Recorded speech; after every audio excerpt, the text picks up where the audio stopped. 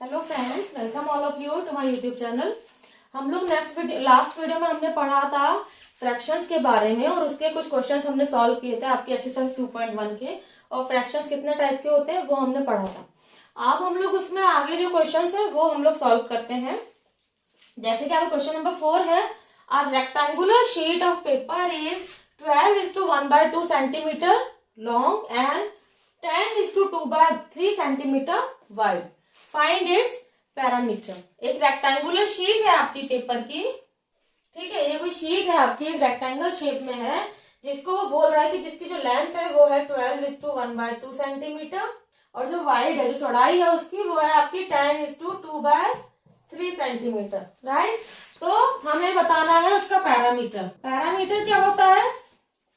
एक rectangular sheet है तो हम लोग रेक्टेंगल का पैरामीटर यूज करेंगे। तो parameter of rectangle is equal to होता है 2 इंटू लेंथ प्लस विड्थ। यही होता है कि 2 इंटू लेंथ प्लस विड्थ जो होती है वो आपका पैरामीटर के रेक्टेंगल का फॉर्मूला होता है। अब आपकी लेंथ कितनी है? लेंथ है आपकी 12:1/2 सेंटीमीटर। इसको मैं नॉर्मल फॉर्म में कर लेती हूँ। तो 12 टू 24 प्लस 1 25/2 सेंटीमीटर।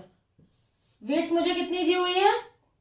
10:2/3 सेंटीमीटर। इसको भी मैं नॉर्मल फॉर्म में करती हूँ। तो 10 3 30, 30 प्लस 2 32, 32/3 सेंटीमीटर। तो आपके पैरामीटर का फॉर्मूला क्या होगा हमने देखा अभी। पैरामीटर इज इक्वल टू हो गया आपका 2 इंटू लेंथ है आपकी 25/2 और विड्थ है आपकी 32/3। क्लियर? तो ये आपका हो गया फॉर्मूला। हम लोग इसको सॉल्व कर लेंगे अपना। 2 आपका एज इट इज आ गया। यहाँ पे 2 और 3 का हम लोग एलसीएम लेंगे। एलसीएम लेंगे तो आपका एलसीएम आ गया 6। अब 2 को हमें 6 के इक्वल करना, 3 से मल्टीप्लाई करना पड़ेगा। 3 से मल्टीप्लाई फिर ऊपर भी करना पड़ेगा। तो ये हो गया आपका 75 प्लस यहाँ पे 3 के लिए अगर हमें 6 के बराबर करना है तो यहाँ पे 2 से मल्टीप्लाई करना पड़ेगा, यहाँ पे 2 से करना पड़ेगा। तो ये हो गया आपका 64। क्लियर? अब हम लोग इसको ऐड कर लेते हैं। 2 इंटू 5 प्लस 4 9, 7 प्लस 6 13/6। अब 6 जो है आपका होगी मल्टीप्लीकेशन में, तो हम 6 को इस 2 से हम लोग डिवाइड भी कर सकते हैं। 2 1 2 एंड 2 3 6। क्लियर? तो आपका आंसर क्या आ गया? 139/3 सेंटीमीटर। ये आपका आ गया आंसर पैरामीटर का। ये हमारा आपका नॉर्मल फॉर्म है, इम्प्रॉपर फॉर्म है, इम्प्रॉपर फ्रैक्शन है। इसको अगर मुझे मिक्स फॉर्म में ही करना है तो मैं क्या करूंगी, 139 को 3 से डिवाइड करूंगी, जो कि आपका जाएगा 3 4 12, 1 कैरी आएगा, 3 6 18, 1 बचेगा remainder. 46:1/3 centimetre is the answer. Clear? ये आपका आ गया पैरामीटर। तो ये आपका 4th क्वेश्चन था। इसके आगे क्वेश्चन और देख लेते हैं। अब इस क्वेश्चन को समझते हैं हम लोग। आपको एक क्वेश्चन दिया हुआ है, क्वेश्चन नंबर 5। उसमें एक डायग्राम दिया हुआ है जिसमें 2 शेप बन रही है, एक ट्रायंगल शेप बन रही है, एक रेक्टेंगल शेप बन रही है। क्लियर? हमें वो क्या बोल रहा है, find the parameter of triangle A B. जो ट्रायंगल बन रहा है ए बी ई, एक इसका पैरामीटर बताना है। एक हमें rectangle B C D E, जो रेक्टेंगल बन रहा है बी सी डी ई, एक इसका पैरामीटर बताना है। और फिर ये बताना है कि दोनों में से किसका पैरामीटर बड़ा है। सबसे पहले हम लोग ट्रायंगल का निकाल लेते हैं। Solution first, parameter of triangle equal to, क्या फॉर्मूला होता है, तीनों साइड्स को ऐड करना। दैट मीन्स कि A B plus A E plus B E. Clear? अब ए बी की क्या वैल्यू है आपकी, A B 5/2 centimetre plus A E की क्या वैल्यू है, 3:3/5 प्लस बीई की क्या है, 2:3/4। ठीक है? पहले मैं क्या करूंगी, जो मिक्स है इसको नॉर्मल फ्रैक्शन कर लेते हैं। 5 3 15 प्लस 3 18/5, 4 2 8 प्लस 3 11/4, अब मैं क्या करूंगी, इनका एलसीएम लूंगी 2, 5 एंड 4 का। 20 एलसीएम आया, 20 एलसीएम आ गया है आपका। अब यहाँ पे मुझे अगर 2 को 20 का इक्विवेलेंट करना है तो मुझे 10 से मल्टीप्लाई करना पड़ेगा, तो ये हो गया 50। यहाँ पे मुझे 4 से करना पड़ेगा, तो 18 4 का 72। यहाँ पे मुझे 5 से करना पड़ेगा, तो 11 5 का 55। क्लियर? क्योंकि हमें बेस बराबर करना है, बेस हमें 20 अगर हमें करना है तो हमें ऊपर इतने से मल्टीप्लाई करना रहेगा। अब हम सबको जोड़ेंगे, ऐड कर देंगे। 0 + 2 + 5 7, 5 + 7 12, 12 + 5 17, 177/20, 177/20। ये आ गया एक ट्राइंगल का पैरामीटर। क्लियर? अब हम निकालते हैं रेक्टेंगल का, जिसका फॉर्मूला हमने देखा ही था अभी इससे पहले वाले क्वेश्चन में, लेंथ प्लस विड्थ। अब रेक्टेंगल की लेंथ क्या हुई, 2:3/4। ये रेक्टेंगल की लेंथ हो गई, ये उसकी विड्थ हो गई, राइट। तो 2:3/2 इंटू 2:3/4 प्लस 7/6, राइट। क्लियर? तो हम क्या करेंगे, अब पहले इसको नॉर्मल बनाते हैं। 4 2 से 8 + 3 11/4 प्लस 7/6। अब 4 और 6 का अगर मैं एलसीएम लेती हूं तो आपका एलसीएम आएगा इसका 12। ठीक है, यहाँ पे करके देख लेते हैं। 2 2 = 4, 4 3 = 12, तो 12 आपका एलसीएम आ गया। अब 4 है, 4 को अगर मुझे 12 के इक्विवेलेंट करना है तो 3 से मल्टीप्लाई करना होगा। 4 3 = 12 होता है, तो ऊपर भी 3 से करना पड़ेगा। 11 3 = 33, 6 2 = 12 है, तो 7 में 2 से करना पड़ेगा। 7 2 = 14, राइट। क्योंकि 6 को अगर करना है तो 2 से मल्टीप्लाई करना पड़ेगा 6 में, तो हमें 7 को भी 2 से मल्टीप्लाई करना पड़ेगा। 7 2 = 14। तो ये आपका आ गया, यहाँ पे सॉल्व करके 33, 3 + 4 7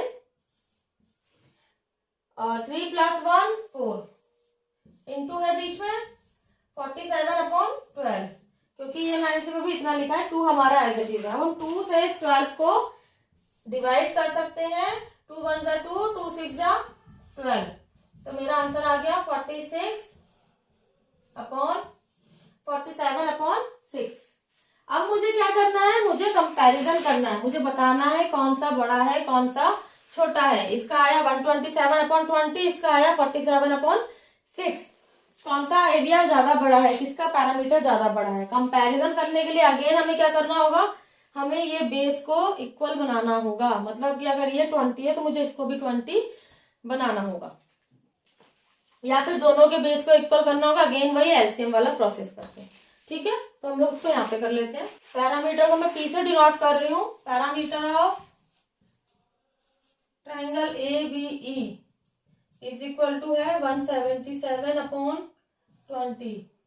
parameter of rectangle BCDE is equal to है 47/6। इन सबके आगे सेंटीमीटर की यूनिट जरूर लगाइएगा, क्योंकि यूनिट बहुत इंपॉर्टेंट होती है मैथ में लगाने के लिए। अब मैं क्या करूंगी, 20 और 6 का एलसीएम लूंगी। 2 2 = 4, 4 3 = 12, 12 5 = 60। एलसीएम आया है 60।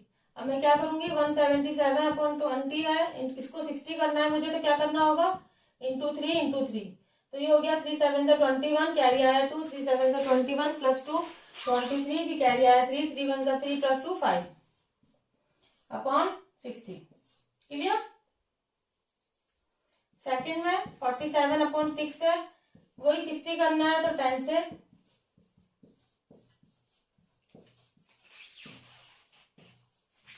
तो आप देख रहे हैं इसमें बेस तो बराबर हो गया। अब किसका बड़ा आ रहा है पैरामीटर, ऊपर का।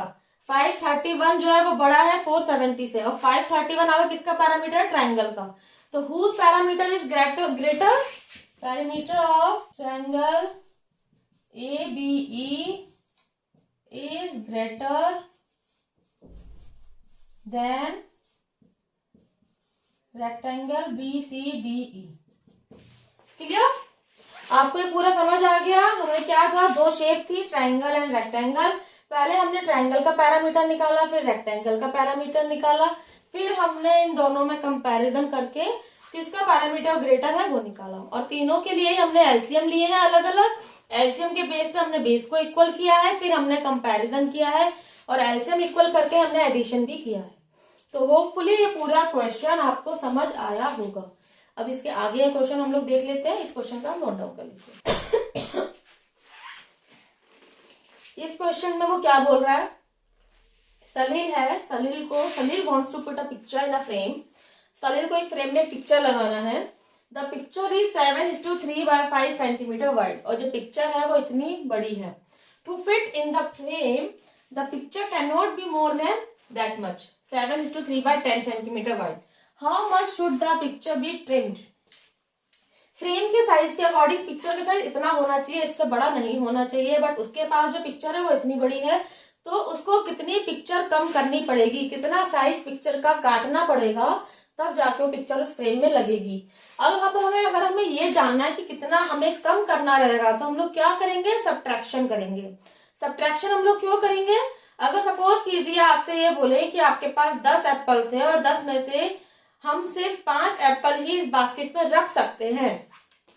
फॉर एग्जाम्पल आपको बोले कि आपके पास टोटल 10 एप्पल्स हैं और आप इस बास्केट में सिर्फ 5 ही एप्पल रख सकते हैं। सेम वे उस पे एक फ्रेम है, उस फ्रेम में सिर्फ इतनी चौड़ी पिक्चर ही आ सकती है, इतनी चौड़ी नहीं आ सकती। तो मेरे को कितने एप्पल कम करने पड़ेंगे, मुझे 10 में से जितने एप्पल आ सकते हैं वो माइनस करने पड़ेंगे। द सेम वे जो हमारा एक्चुअल साइज है उसको हमें, हमारा जितना आ सकता है फ्रेम में साइज, उस साइज को हमें एक्चुअल साइज से माइनस करना पड़ेगा। तो जितना वैल्यू हमारा आएगा उतना हमें चौड़ाई कम करनी पड़ेगी। आपको समझ I point.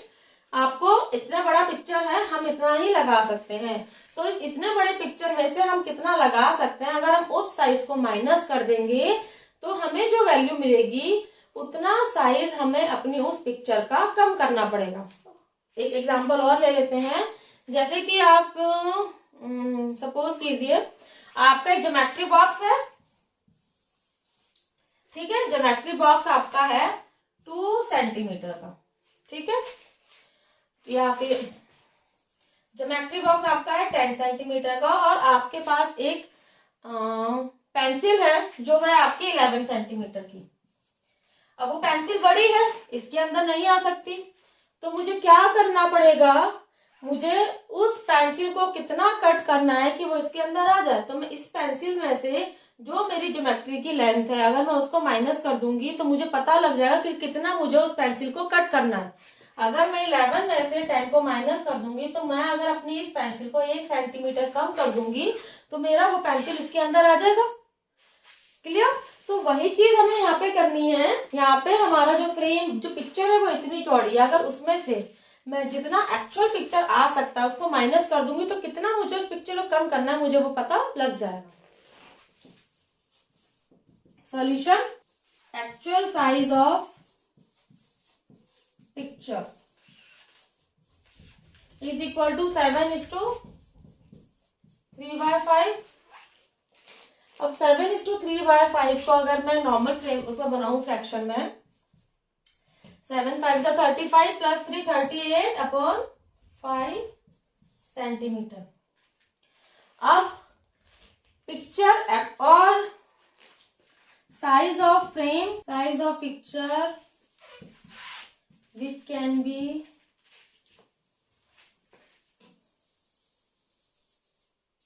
size of picture should be for frame is equal to 7:3/10 centimetre. Frame के लिए पिक्चर का साइज कितना होना चाहिए, 7:3/10 सेंटीमीटर। इसको मैं मल्टीप्लाई करूंगी, 7 × 10 70 प्लस 3 73/10 सेंटीमीटर। अब मैं क्या करूंगी, जो 38/5 सेंटीमीटर है, क्योंकि ये साइज बड़ा है, मुझे इसको काटना है, तो इस बड़े साइज में से जो ये छोटा साइज है इसको मैं माइनस कर दूंगी, तो जितना मेरा डिफरेंस आएगा उतना साइज में इस पिक्चर का कट कर दूंगी, तो वो पिक्चर मेरी इस फ्रेम के अंदर आ जाएगी, क्योंकि वो इसके बराबर हो जाएगी।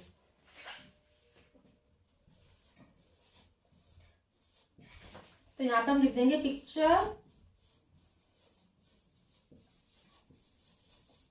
शुड बी ट्रिम्ड, कितनी वो कम होनी चाहिए, इज इक्वल टू 38/5 माइनस 78/10।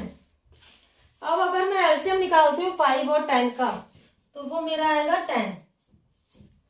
अब 5 को अगर मुझे 10 के इक्विवेलेंट करना है तो मुझे 2 से मल्टीप्लाई करना पड़ेगा, 2 से ऊपर करना पड़ेगा, राइट। तो 2 8 जा 16, कैरी आया 1, 2 3 जा 6 प्लस 1 7 माइनस, सॉरी यहाँ पे थोड़ा सा गलत लिख दिया हमने, 78 कर दिया, यहाँ पे होना चाहिए आपका, यहाँ पे कितना आया आपका 73, राइट। तो 76 माइनस 73, क्योंकि मैं इसमें से, ये बड़ा साइज है, इसमें से इसको माइनस करूंगी, तो वही मैंने करा। तो यहाँ पे आ गया आपका 3/10 सेंटीमीटर। तो 3/10 centimetre should be trimmed from this size to fit the picture in the frame, ठीक है। तो picture should be trimmed 3/10 centimetre. तो ये समझ आया होगा आपको क्वेश्चन। और इसमें इस क्वेश्चन के रिगार्डिंग कोई भी अगर क्वेरी हो या किसी भी क्वेश्चन के रिगार्डिंग कोई भी क्वेरी हो तो आप उसको कमेंट बॉक्स में पूछ सकते हैं। इसको नोट डाउन कर लीजिए, हम लोग फिर आगे को एग्जांपल्स भी देख लेते हैं। होपफुली आपको ये क्वेश्चन समझ आए होंगे। तीनों क्वेश्चन हमने किए हैं आज इस एक्सरसाइज के। इसके आगे के जो 2 क्वेश्चन है वो हम लोग अभी नेक्स्ट वीडियो में करेंगे। कोई भी क्वेरी हो रिगार्डिंग एनी क्वेश्चन आप मुझसे कमेंट बॉक्स में पूछ सकते हैं, और आपको अगर कोई भी सजेशन देना हो तो वो भी आप कमेंट बॉक्स में दे सकते हैं। तो प्लीज अगर मेरा वीडियो आपको अच्छा लगा हो तो मेरे चैनल को लाइक कीजिएगा, सब्सक्राइब कीजिएगा, उसको शेयर कीजिएगा ताकि और भी लोग उसका बेनिफिट ले सकें। Thank you friends.